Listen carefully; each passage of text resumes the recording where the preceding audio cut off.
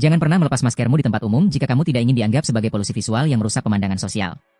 Kalimat ekstrim ini mungkin terdengar seperti hukum distopia dalam film fiksi ilmiah. Namun bagi jutaan perempuan di Jepang dan Korea Selatan, ini adalah kenyataan psikologis yang mereka jalani setiap hari. Fenomena ini dikenal dengan sebutan Datemasuku, sebuah tren di mana perempuan mengenakan masker medis bukan untuk melindungi diri dari virus atau polusi, melainkan sebagai tameng sosial untuk menyembunyikan wajah asli mereka dari penilaian dunia luar. Tapi di balik selembar kain putih yang tampak biasa ini, tersimpan sebuah rahasia gelap tentang kecemasan massal, hilangnya identitas diri, dan bagaimana standar kecantikan modern telah berhasil memenjarakan psikologis perempuan dalam tingkat yang paling mengerikan yang belum pernah kita bayangkan sebelumnya. Untuk memahami bagaimana fenomena ini bisa terjadi, kita harus kembali ke masa sebelum pandemi melanda dunia. Sejak awal tahun 2010-an, para sosiolog di Jepang mulai menyadari adanya anomali perilaku pada kalangan perempuan muda. Mereka menolak melepaskan masker bahkan saat berada di dalam ruangan yang sejuk, saat berbicara dengan teman dekat, atau bahkan ketika menghadiri kencan romantis. Ketika ditanya mengapa, jawabannya bukanlah ketakutan akan penyakit, melainkan sebuah pengakuan yang menyayat hati. Mereka merasa tidak aman, merasa tidak cukup cantik, dan merasa telanjang jika wajah bagian bawah mereka terlihat oleh orang lain. Masker medis telah bergeser fungsi dari alat kesehatan menjadi kosmetik instan, sebuah filter kehidupan nyata yang menyembunyikan ketidaksempurnaan garis rahang, bentuk bibir, atau jerawat kecil yang dianggap sebagai aib sosial.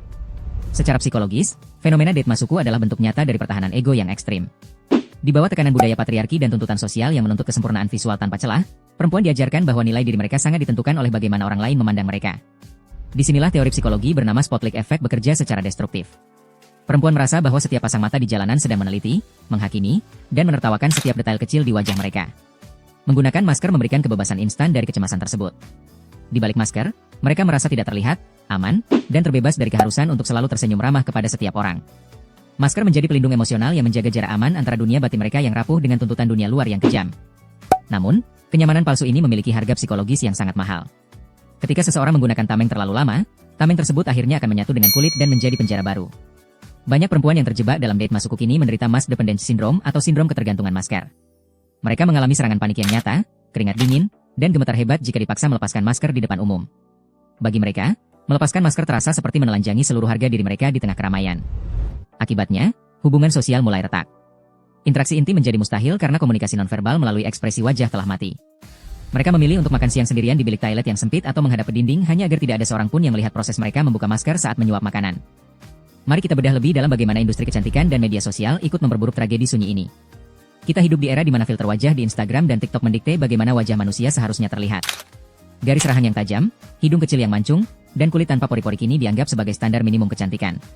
Ketika perempuan melihat ke cermin fisik setelah berjam-jam menatap layar ponsel, ketidaksesuaian antara realitas dan fantasi digital ini menciptakan luka psikologis yang dalam yang disebut body dysmorphic disorder. Masker kemudian hadir sebagai solusi murah dan instan untuk menjembatani jurang pemisah tersebut. Alih-alih membeli skincare mahal yang belum tentu berhasil atau melakukan operasi plastik yang berisiko, mereka cukup mengenakan masker seharga beberapa yen untuk menciptakan ilusi kecantikan yang misterius. Tragisnya, masyarakat justru mendukung normalisasi penahanan diri ini. Di perkantoran Tokyo dan Seoul, perempuan yang tidak mengenakan riasan wajah lengkap seringkali ditegur karena dianggap tidak profesional atau tidak sopan kepada klien. Namun, jika mereka mengenakan masker, tuntutan tersebut tiba-tiba melonggar. Masker menjadi celah pelarian bagi perempuan yang lelah dengan eksploitasi visual ini, namun pelarian ini adalah sebuah kekalahan tak berdarah. Alih-alih melawan standar kecantikan yang tidak realistis, mereka memilih untuk menyembunyikan diri dan menerima kenyataan bahwa wajah asli mereka memang tidak layak untuk ditampilkan ke dunia tanpa filter atau penutup. Dampak jangka panjang dari fenomena ini adalah lahirnya generasi perempuan yang kehilangan kemampuan untuk mengekspresikan emosi secara alami. Ketika otot-otot wajah jarang digunakan untuk tersenyum, cemberut, atau mengekspresikan simpati karena tertutup masker, terjadi penurunan empati sosial secara kolektif. Manusia adalah makhluk sosial yang membaca emosi melalui mikroekspresi wajah. Ketika setengah dari wajah populasi perempuan disembunyikan di balik kain, kehangatan manusiawi itu perlahan menguap, digantikan oleh kecurigaan dan rasa dingin yang mematikan. Perempuan tidak lagi dipandang sebagai manusia seutuhnya dengan ekspresi yang kaya, melainkan sebagai manekin setengah wajah yang berjalan tanpa jiwa di tengah kota-kota metropolitan. Fenomena Datemasuku ini mengajarkan kita sebuah kebenaran pahit bahwa ketika standar kecantikan terlalu tinggi untuk dijangkau, manusia tidak akan mencoba menghancurkannya, melainkan mereka akan memilih untuk bersembunyi di baliknya. Ini adalah jeritan sunyi dari jutaan perempuan yang merasa tidak pernah cukup baik untuk dunia ini. Mereka memilih untuk hidup dalam bayang-bayang, mengorbankan kenyamanan bernapas dan kehangatan interaksi sosial demi sebuah rasa aman yang semu di balik selembar kain. Jika kamu terkejut dengan fakta mengerikan bagaimana standar sosial bisa memenjarakan wajah perempuan di balik masker medis, kamu wajib menonton video kami yang lain tentang harga rahasia di balik obsesi kecantikan ekstrim yang menghancurkan psikologi perempuan modern di seluruh dunia. Klik video di layar sekarang dan sampai jumpa di analisis tajam berikutnya.